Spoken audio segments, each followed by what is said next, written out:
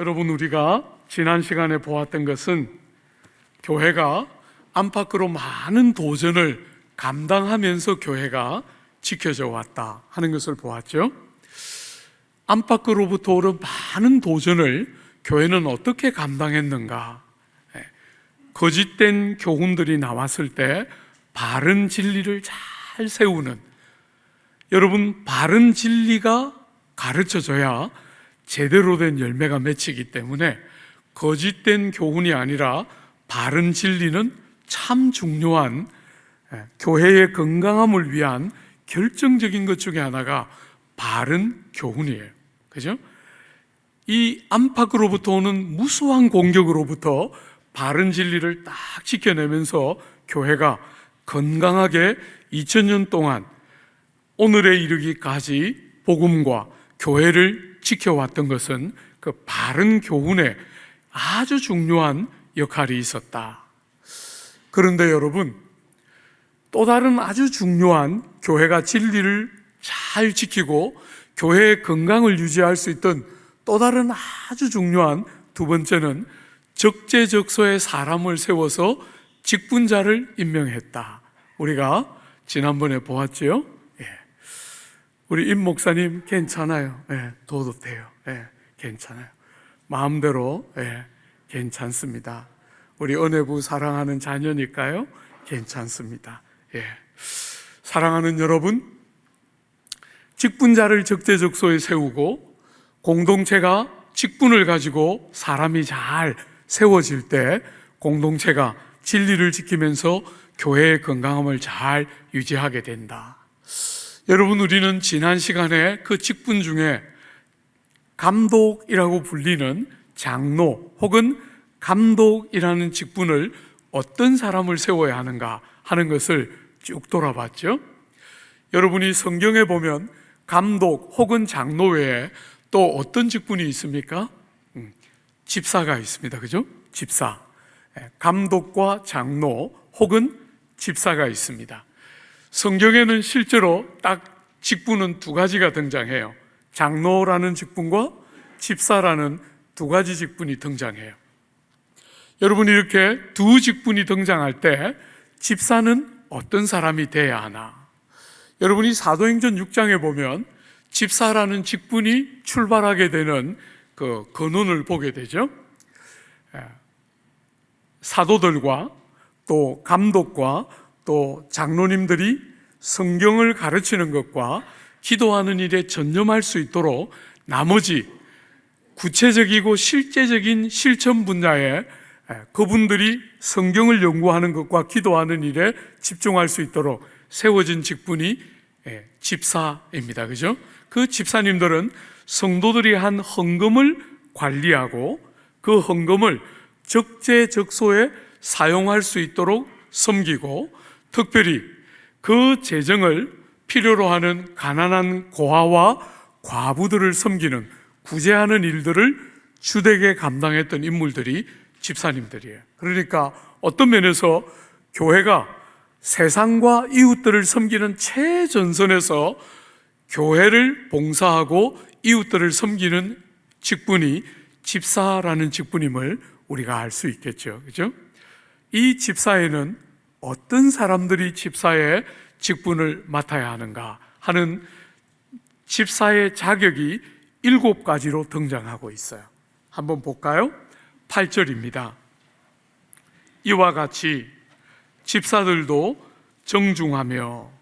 여러분, 여기 집사라는 직분은 우리는 이제 많이 익숙해졌지만 이 성경이 기록될 때 집사라는 말은 디아코노스 이렇게 불렀어요. 디아코노스.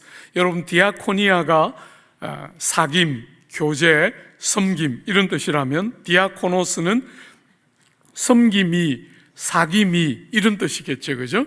디아코노스라는 말인데, 이 디아코노스는 일반적으로 식탁에 앉아서 먹는 손님들을 수종드는 종이에요. 그러니까 사실 디오코노스 혹은 집사라는 이름은 그 당시 시대가 높이 존경하는 인물이 아님을 우리가 알 수 있겠죠. 그죠? 식당에서 서빙을 하는 인물이니까 상대적으로 조금 천하게 여겨졌던 인물이 디아코노스예요. 우리 예수께서 이 땅에 오셔서 한 번은 제자들에게 물으셨죠. 앉아서 먹는 자가 크냐, 아니면 옆에 서서 섬기는 자가 크냐, 이렇게 물으셨잖아요. 여러분, 누가 큽니까? 여러분이 다 아는 것처럼 앉아서 먹는 자가 크지요. 그런데 우리 예수님 말씀하시기를 나는 섬기는 자로 이 땅에 왔다, 이렇게 말씀하셨어요. 앉아서 먹는 자가 크고 존귀한 자인데 우리 주님은 그런 세상의 질서를 뒤집어서 나는 섬기는 자로 이 땅에 왔다 하시면서 우리에게 디아코노스, 집사라는 직분을 전혀 다른 개념으로 바라보도록 만든 것은 예수님이 하신 대표적인 일 중에 하나예요.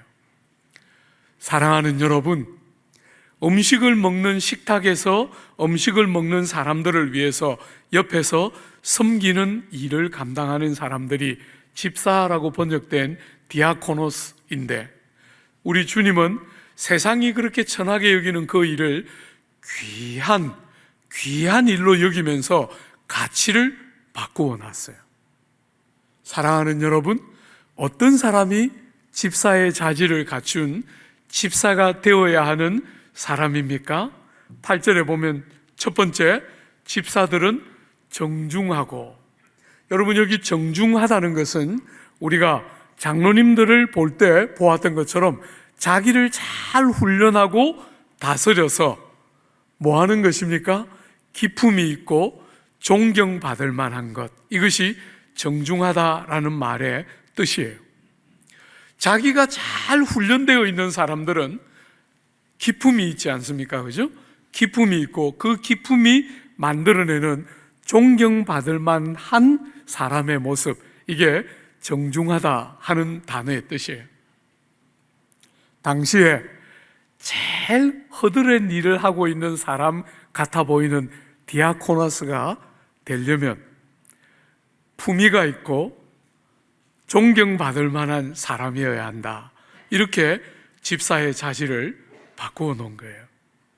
왜요? 사랑하는 여러분, 교회는 주님이 핏값으로 사신 당신의 몸이에요. 세상 사람들이 생각하는 방식으로 교회를 섬기는 게 아니라 교회는 그 주님의 몸인 교회를 섬기기 때문에 음식을 수발드는 정말 천한 일 같아 보이지만, 사랑하는 여러분, 정중하게 기품이 있어서 누가 봐도 존경할 만한 사람들이 집사가 돼야 한다. 이게 첫 번째 조건이에요. 두 번째, 여러분 그 8절을 한 번만 더 보십시오. 일구이연하지 아니하고.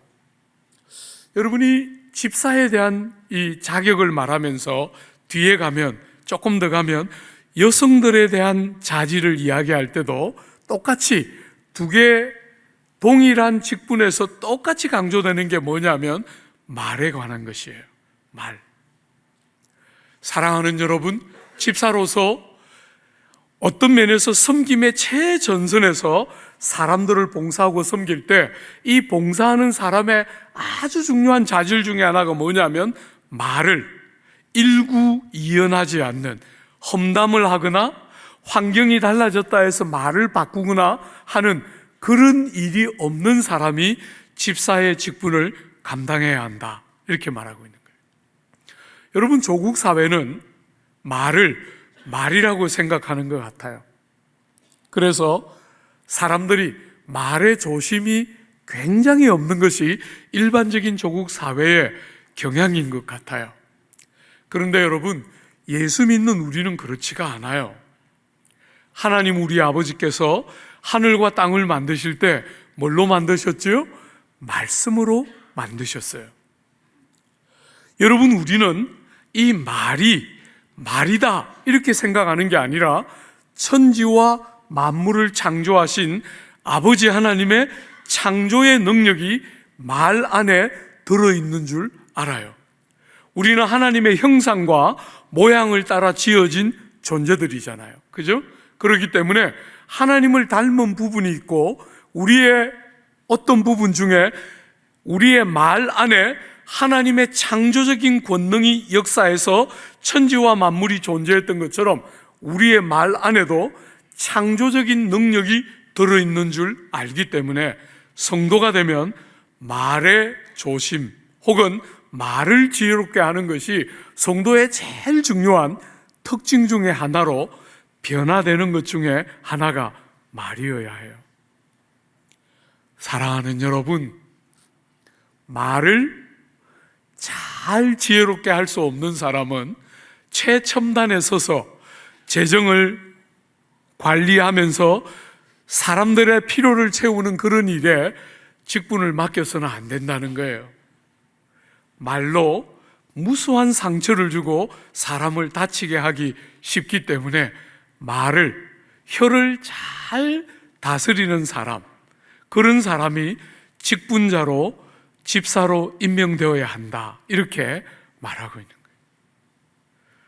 사랑하는 여러분, 조국 사회는 말을 지혜롭게 하는 사람이 참 적어요. 말을 안 하거나 심하게 하거나 둘 중에 하나예요.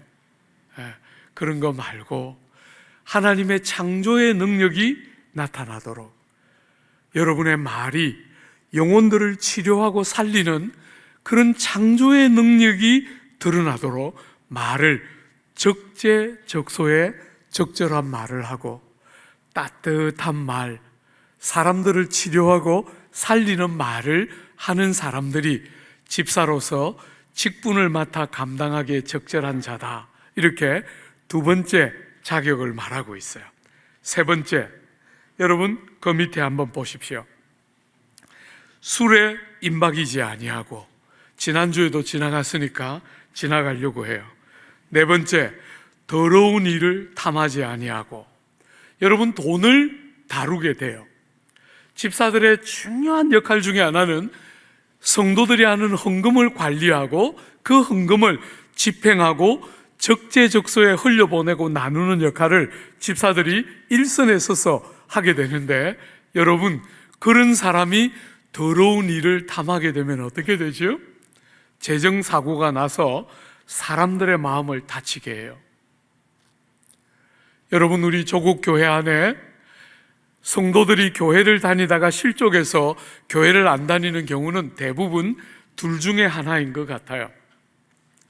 저 같은 목회자들이 성도들의 마음을 다치게 해서 실족해서 마음을 다쳐서 교회를 안 가거나, 아니면 재정을 감당하는 사람들이 재정을 정말 더러운 일을 위하여 사용했을 때 많은 성도들이 다치면서 교회를 못 가게 돼요. 주 안에 사랑하는 여러분들은 교회 안에서 절대로 돈을 그렇게 사용하는 사람이 되면 안 됩니다. 돈을 교회 안에서, 성도들끼리 교회 안에서 돈을 꾸거나 이자를 받고 돈을 빌려주는 일은 교회 안에서 절대로 해서는 안 되는 일이에요.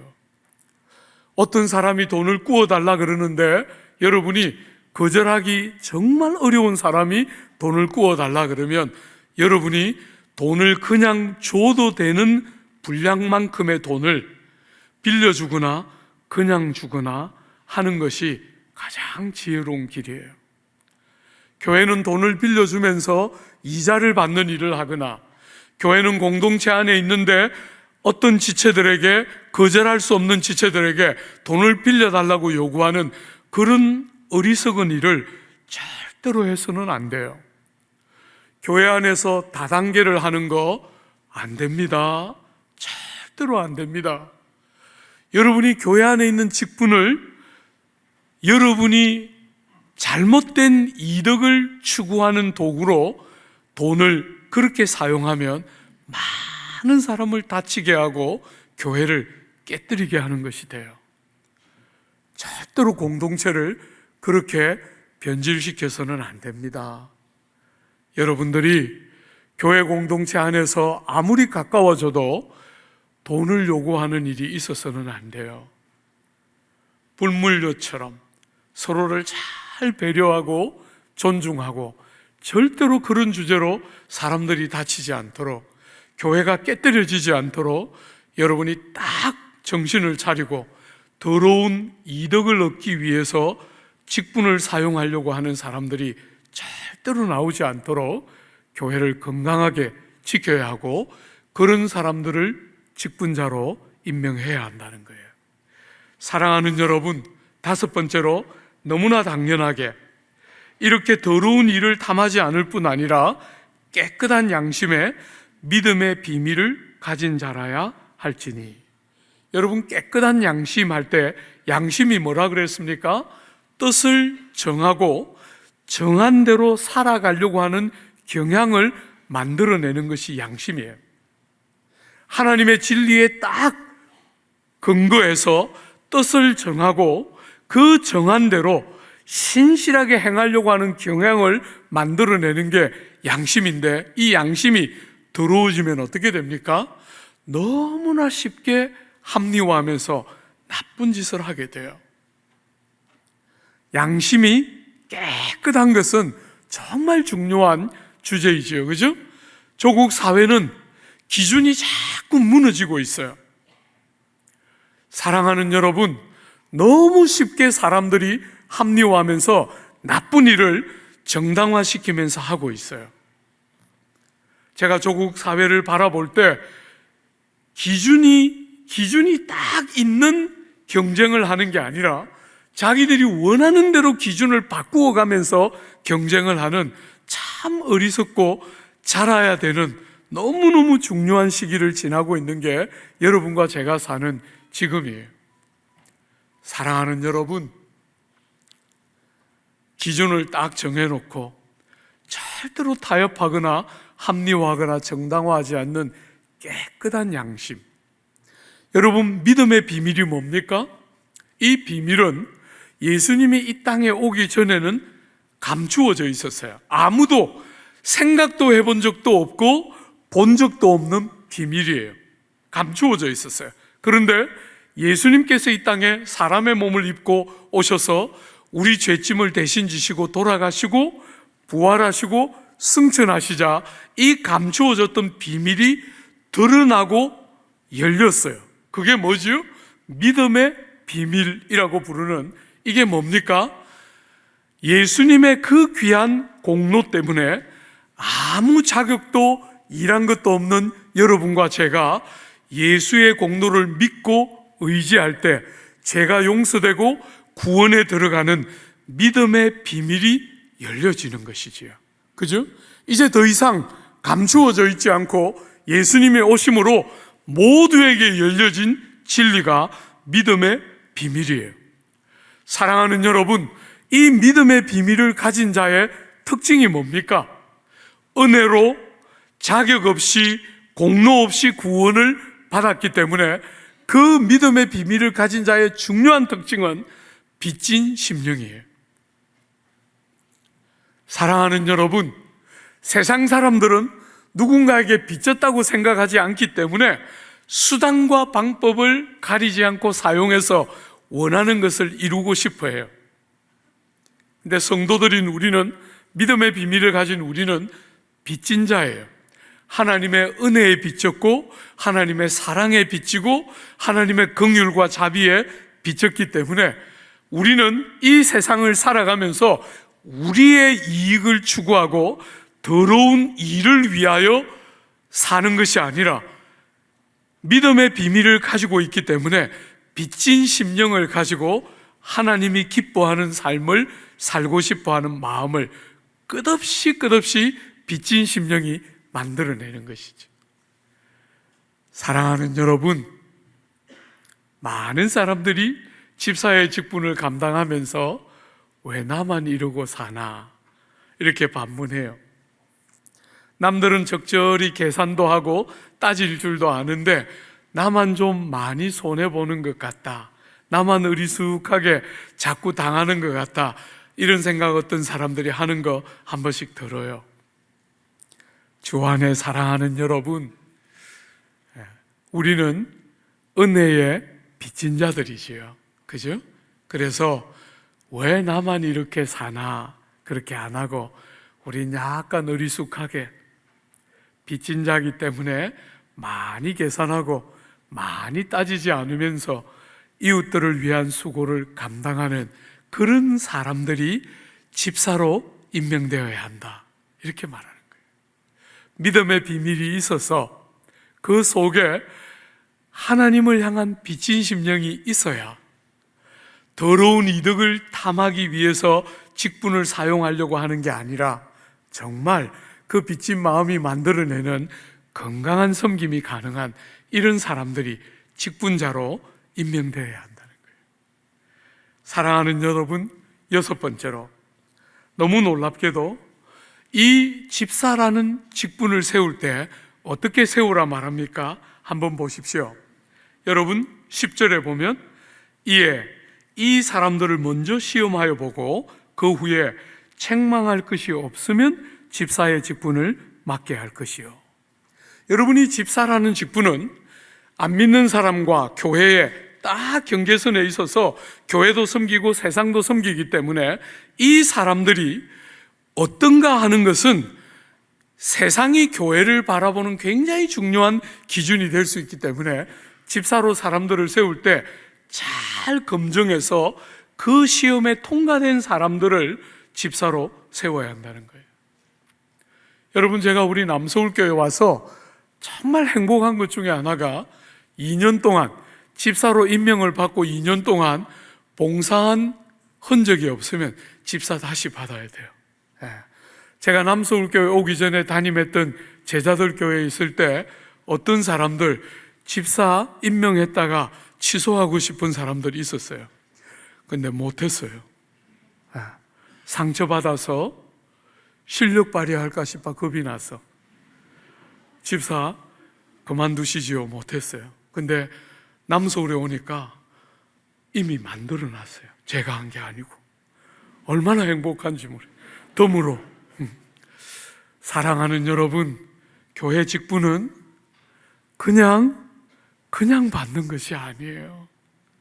검증을 거쳐서 정말 그 사람의 믿음과 그 사람의 행실을 검증하고 그 사람들이 집사라는 임직을 받을 때 교회가 재정을 가지고 사람들을 돕는 최전선에서 그 사람들의 말과 행실과 표정이 세상을 섬기는 너무 중요한 자질이기 때문에 이 사람들은 검증하고 검증된 사람들이 집사로 세워져야 한다, 이렇게 말하고 있는 거예요. 마지막 7번째가 뭡니까? 여러분 12절 한번 보십시오. 집사들은 한 아내의 남편이 되어 자녀와 자기 집을 잘 다스리는 자일지니. 우리가 감독을 할 때도 마찬가지였죠, 그죠? 장로님이나 목회자를 볼 때도 중요한 기준, 그 사람이 어떤 사람인가를 보는 기준은 그 사람만 보는 게 아니에요. 누구를 보면 됩니까? 아내가 어떤가 보면 돼요. 남편이 어떤가 보면 됩니다. 사랑하는 여러분, 자녀들이 어떤가 보면 됩니다. 부모들이 어떤 분인가 보면 된다는 거예요. 사랑하는 여러분, 아내는 남편의 얼굴이에요.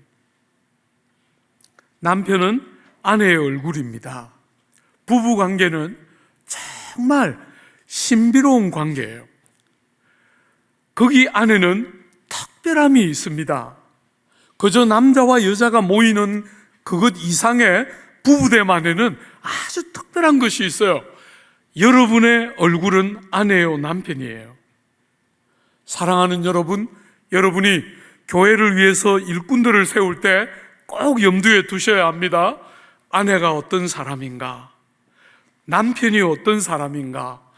자녀들이 부모를 좋아하는가? 부모가 자녀들에게 인기가 있는가? 이런 것을 묻는 게 아니에요. 자녀들이 부모를 공경할 줄 아는가 보라는 거예요. 주 안에 사랑하는 여러분, 여러분의 가족이 여러분의 얼굴이에요. 사랑하는 여러분, 세월이 10년이 되고 20년이 되는데 아내를 탓하고 남편을 탓하는 것은 참 어리석은 일이에요. 세월이 그만큼 흐르면 10년이 되고 20년이 되고 30년이 되면 여러분은 서로의 얼굴을 책임져야 해요. 여러분은 그냥 같이 사는 게 아닙니다. 여러분은 그 한 인격을 향해서 여러분 전부를 주면서 사는 것이기 때문에 여러분의 그 배우자는 바로 여러분 자신의 얼굴과 같은 존재인 줄 알고 일꾼들을 세울 때 가정도 제대로 보고 세워야 한다는 거예요. 집에서 아내를 제대로 섬길 줄 모르는 남자, 아내에게 큰 소리밖에 칠 줄 모르는 남자는 교회에서 직분을 맡으면 안 돼요. 혹시 여러분이 실수로 뽑히면 내려놓으십시오. 저는 모르니까 여러분들이 내려놔야 해요. 진짜로 그렇습니다. 사랑하는 여러분, 여러분들이 아내가 그런 아내이면 여러분들이 남편이 뽑히면 와서 저한테 이야기해 줘요. 우리 남편은 안 됩니다. 어제도 큰 소리 쳤어요. 제가 레코드 남겨놓겠습니다. 사랑하는 여러분, 가족이 여러분의 얼굴이에요. 아내에게 큰 소리 치는 남자들 안 됩니다. 귀를 열어 듣고 나보다 더 소중하게 여기면서 무슨 말을 어떻게 해도 마음을 담아 들을 줄 알아야 일꾼이 되는 거예요. 교회를 섬기는 사람이 되는 것입니다. 여러분, 이렇게 남자 집사님들의 자질을 쭉 말하고 있는데 12절까지 했는데 여러분 약간 이상한 거 보셨나요? 11절에 10절과 12절 사이를 뚫고 하나가 들어왔어요. 한번 보세요. 11절에 여자들도 이와 같이. 여러분, 앞에 장로님들에 대해서 잡노님들의 자질을 이야기할 때는 그러므로 감독들은 하고 시작됐죠. 그리고 오늘 집사들의 자질을 말할 때는 어떻게 말했습니까? 이와 같이 집사들도 이렇게 시작했는데 오늘 갑자기 남자 집사들에 대한 이야기를 쭉 하다가 11절에 여자들도 이와 같이 이렇게 말하고 있어요. 갑자기 이렇게 말하면서 4개의 자질이 등장해요. 여성의 직분에 대한 4개의 자격 조건이 등장합니다. 학자들이 크게 분란이 있는 본문 중에 하나인데 이 본문, 그 분란을 요약하면 딱 둘 중에 하나예요. 이 본문은 집사의 아내의 자격에 대한 이야기를 하고 있다, 이렇게 해석하는 한 부류가 있고, 또 한 부류는 이 본문은 여자 집사의 자격을 논하고 있다, 이 두 가지 관점이 이 본문을 해석하는 큰 흐름이에요. 여러분, 그런데 만약에 우리가 집사의 아내의 자격이라고 해석하면 우리가 앞에서 장로님들이나 목회자의 아내의 자질은 안 다뤘잖아요. 그건 요구를 안 했어요. 상대적으로 더 중요해 보이는 그런 역할에 아내들에 대한 요구를 안 했어요. 그런데 집사님들을 뽑으면서 세우면서 아내의 자격을 요구하는 게 과연 전체 흐름에 맞을까? 저는 그래서 그 해석은 무리가 따른다, 이렇게 봐요. 오늘 본문은 저는 여자 집사 직분에 대한 자격을 말하거나 아니면 집사라고 부르지는 않았지만 여성들 중에 세워져 있는 직분자들에 대한 자격을 논하고 있는 것이다, 그렇게 저는 본문을 해석하고 있어요. 사랑하는 여러분, 여성들이 직분자로서 가져야 될 4가지 자질 한번 보십시오. 11절의 첫 번째, 이와 같이 정숙하고. 여러분, 앞에 남자 집사님들을 말할 때 했던 첫 번째와 거의 비슷한 표현이에요. 정중하고 그렇게 했는데 정숙하고, 잘 훈련되어 있어서 기품이 있고 존경할 만하고 믿을 만하다, 이런 뜻이죠. 그죠? 정숙하고. 두 번째로 모함하지 아니하며. 또 다르게 말에 대한 이야기가 나왔어요. 그죠? 사람과 최전선에서 부딪히는 자리이기 때문에 말을 제대로 하는 것이 굉장히 중요한 집사의 직분의 자질이에요. 사랑하는 여러분, 험담을 한다. 그 사람 앞에서 할 수 없는 이야기를 그 사람 없는 자리에서 하는 것은 성도들의 덕이 아니에요. 예수 안 믿는 사람들은 그 사람이 없을 때 뒤에서 수군대면서 얼마든지 험담을 할 수 있지만 우리는 하나님이 보고 계신 줄 알기 때문에 우린 절대로 그 사람 앞에서 할 수 없는 이야기를 그 사람 없는 데서 하지 않습니다. 여러분, 잠언이나 지혜서에 보면 하나님이 자주자주 권면하시기를 다른 어떤 것보다 명예로운 이름을 귀하게 여겨야 한다고 가르쳤어요. 그런데 험담이 뭡니까? 그 사람의 명예를 실추시키는 거죠. 사랑하는 여러분, 성경은 이 죄를 작다고 보지 않아요. 조국 사회는 이런 부분에서 참 많은 죄를 짓는 사회예요. 사람 뒤에서 험담을 하거나 혹은 사랑하는 여러분, 평생을 살아가면서 그렇게 고귀한 이름을 남기려고 애쓰며 살았는데 그 명성을 한순간에 말 몇 마디로 다 허무는 것이 어떻게 그게 작은 죄가 되겠어요? 사랑하는 여러분, 성경은 절대로 세상이 뭐라고 말해도 그 죄를 작다고 말하지 않아요. 그런 사람은 직분자로 집사로 세워서는 안 된다, 그렇게 말하고 있는 거지요. 세 번째로, 여러분, 절제하며, 이 절제한다는 것은 과도하거나 지나치지 않는다는 것이죠. 잘 훈련되고 다스려져서 하지 않아야 할 일을 절대로 합리화하면서 하지 않는다는 거예요. 그죠? 잘 절제되고 훈련되어서 하지 않아야 된다고 여기는 일을 절대로 하지 않는 것, 그것이 절제되어 있다 하는 말의 의미예요. 사랑하는 여러분, 집사로서 교회를 섬기는 사람들은 자기를 잘 다스려서 하지 않아야 할 일을 하지 않아야 해요. 많은 사람들이 자기를 합리화하면서 하지 않아야 할 일을 해요. 그렇게 하는 사람들은 자격이 없는 것이죠. 그죠?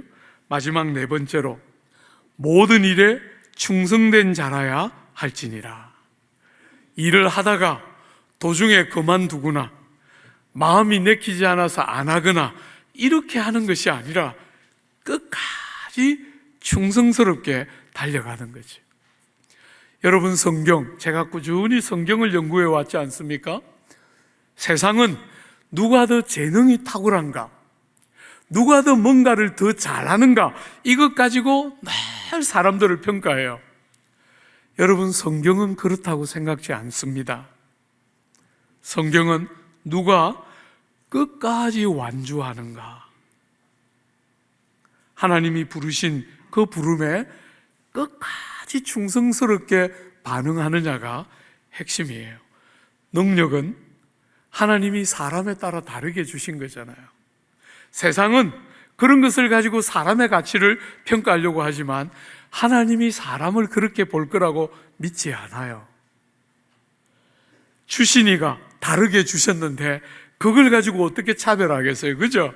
사랑하는 여러분, 끝까지 충성스러운가, 이것이 네 번째 여자 직분자의 자격이에요. 주 안에 사랑하는 여러분, 참 놀라운 거 하나 있어요. 집사의 이 귀한 직분, 사랑하는 여러분, 사람들이 천하게 여기고 식탁 옆에 서서 봉사하는 것 같이 아무도 주목하려고 하지 않고 성공했다고 여기지 않는 이 집사의 직분을 위해서 주님이 거기에 약속을 첨부해 두었어요. 약속. 여러분, 우리가 지난번에 보았지만 감독이나 장로의 직분에는 약속이 안 들어가 있어요.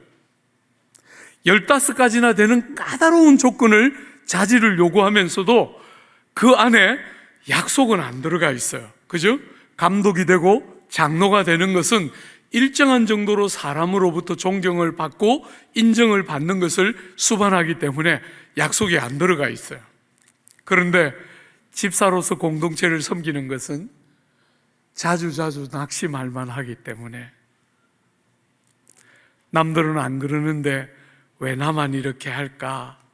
스스로 다치고 마음이 어려울 때가 있기 때문에 하나님이 그럴 때 딱 여러분과 저의 마음이 빼앗기지 않도록 약속을 붙여놨어요. 약속. 두 가지 약속 붙여 있습니다. 한번 보십시오. 13절에 집사의 직분을 잘한 자들은 아름다운 지위와 그리스도 예수 안에 있는 믿음의 큰 담력을 얻느니라. 사랑하는 여러분, 집사님들에게 약속된 첫 번째 약속, 그게 뭡니까? 아름다운 지위입니다. 세상 사람들이 허드렛 일을 한다고 천대하고 아무렇게나 대할 때 여러분들이 마음에 딱 두라는 거예요. 이 길을 충성스럽게 감당하고 나면 하나님이 아름다운 지위와 이름을 우리에게 주신다, 이렇게 약속하고 있어요. 여러분, 이것은 성경 전체가 일관되게 강조하는 거예요. 그죠? 우리 예수님이 여러분과 저에게 말씀하셨잖아요. 어떤 이 되고 싶으냐? 높아지고 싶으냐? 그런 자들은 누구든지 종이 되고 섬기고 낮아져야 한다. 일관되게 성경이 가르치는 거예요. 세상은 늘 높임을 받고 대접을 받는 것이 성공이라고 생각하는데 성경은 절대로 그렇게 말하지 않고, 그것은 세상의 가치라면 하나님은 예수님 자신이 이 땅에 섬기는 자로 이 땅에 오셔서 우리를 위하여 목숨을 내려놓고 섬겼던 것처럼 정말 낮아지고 섬기고 종되는 자가 높아지고 아름다운 지위를 얻는다. 그것은 성경의 일관된 가르침이에요. 사랑하는 여러분, 사람들이 여러분을 알아준다. 그게 어디다 쓸만합니까? 사람들의 마음이라는 게 손바닥 뒤집는 것처럼 얼마나 금방 바뀌는데 사람들이 날 좀 알아본다. 그게 뭐 중요합니까? 하나님이 나를 알아주셔야 그게 진짜잖아요. 하나님이 알아주는 사람이 어떤 사람이라는 겁니까? 낮아진 사람, 종이 되는 사람, 섬기는 사람은 반드시 아름다운 지위를 얻게 된다고 주님 약속했어요. 사랑하는 여러분, 때로 주님을 위해서 선한 일을 하다가 마음 다치고 낙심할 때 아무도 알아주지 않고 아무 결과도 없는 것 같은 아픔을 겪을 때 딱 붙드십시오. 하나님 한 분만 알아주시면 되지. 하나님이 보시고 알면 되지. 그죠? 사람들이 인정하는 것이 능사가 아니에요. 때로는 다윗이 경험한 것처럼, 모세가 경험한 것처럼, 성경에 나오는 무수한 믿음의 사람들이 경험한 것처럼 때로는 가장 가까이 있는 사람들로부터 비수 같은 말들을 우리는 들으면서 이 믿음의 길을 가고 있어요.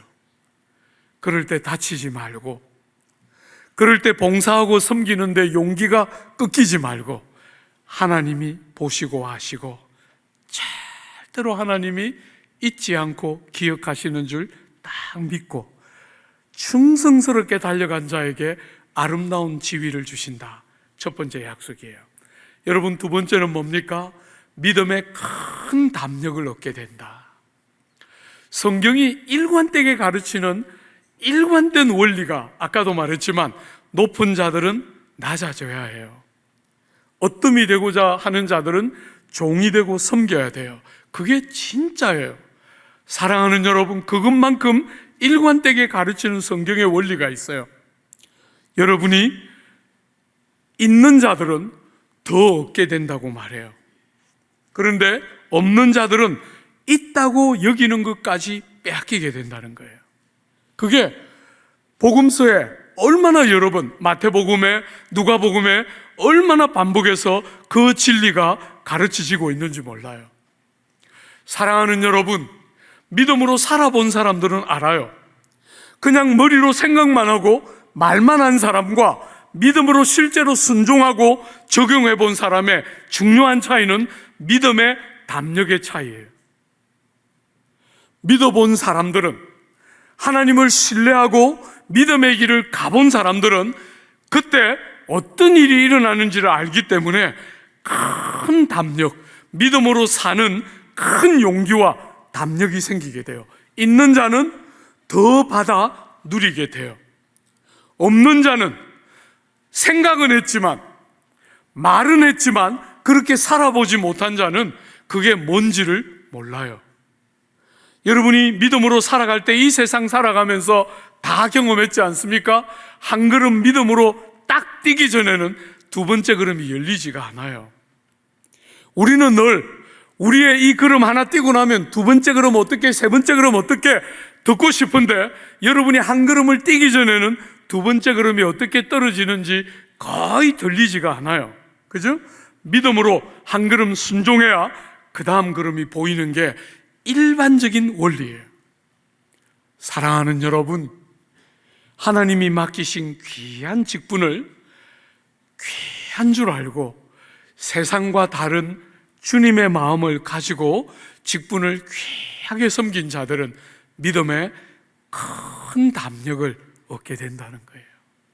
있는 것을 더 받아 누리게 되는 영광을 경험하게 돼요. 제가 본문을 묵상하고 준비하면서 참 재미있었어요. 1월 첫 번째 주일인데 이 설교를 하게 돼요. 오늘 여러분들에게 이렇게 많은 색지까지 해가지고 이렇게 해가지고 임명했잖아요. 여러분들의 목을, 회사는 여러분의 월급을 가지고 여러분의 목을 조이지만 우리는, 교회는 아무것도 여러분을 강제할 수 있는 게 없어요.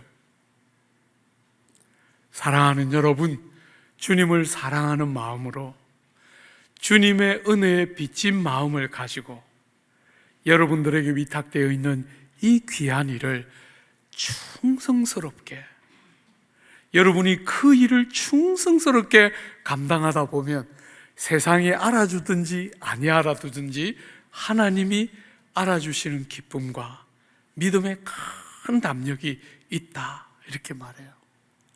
한 해가 다 지났을 때는, 오늘은 새해의 첫 번째 주일이지만 한 해가 다 지났을 때는 하나님께서 과연 그러시다, 그렇게 고백하고 믿음의 큰 담력들이 생기는 복되고 귀한 한 해 여러분 모두의 삶이 되시기를 기대하고 축복합니다.